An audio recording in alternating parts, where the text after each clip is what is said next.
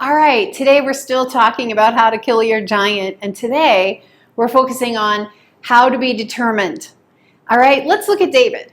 From the beginning, he wanted to go to war and he wanted to fight Goliath, but nobody believed in him. His own dad wouldn't even let him go. He said, "You're too small, go watch the sheep."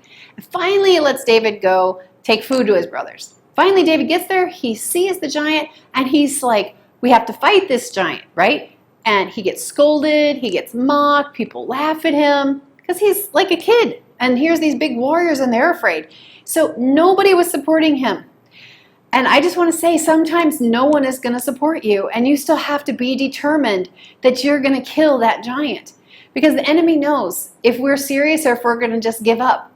And if you look at the Israelites, imagine they were all probably out in a field, and maybe the men were all sitting around a campfire and sharing their war stories and their battle victories. And, they were all feeling pretty good about themselves, and each one telling a story better than the next, until what? They heard the voice of Goliath.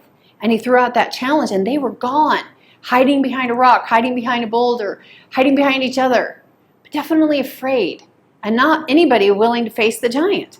So the enemy knows if we're serious, if we're determined to fight him. Otherwise, he will keep us pressed down, hiding behind our fear. So even our kids know, right? Even our kids know when we're serious. So when we say things to them, we can't just be bluffing. "Okay, if you do this, I'm going to punish you." They know. They'll push you to see if you're really serious.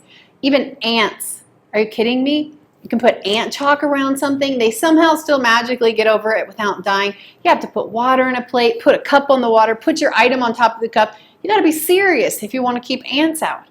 All right, Proverbs 24:10. Again, I want to come back to that. If you faint in the day of trouble, how small is your faith?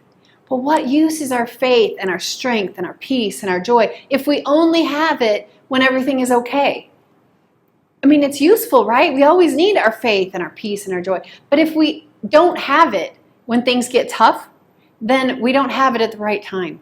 Because when there's a conflict, when there's no easy solution, that's when we need it the most. That's when we need to remember that God is our source. God is our strength. He is our ever-present help in time of trouble. He says that we should fix our eyes on Jesus, the author and finisher of our faith. So that means even when impossible situations happen, even when other people don't have faith to face the giant, we have to be determined. So as we're going the second mile, I just want to encourage us, we are all still children of the covenant. And God is a covenant-keeping God. And He will never leave us or forsake us. And He is not afraid of any giant. So hold on to that promise. Hold on to your God and be determined to kill your giant.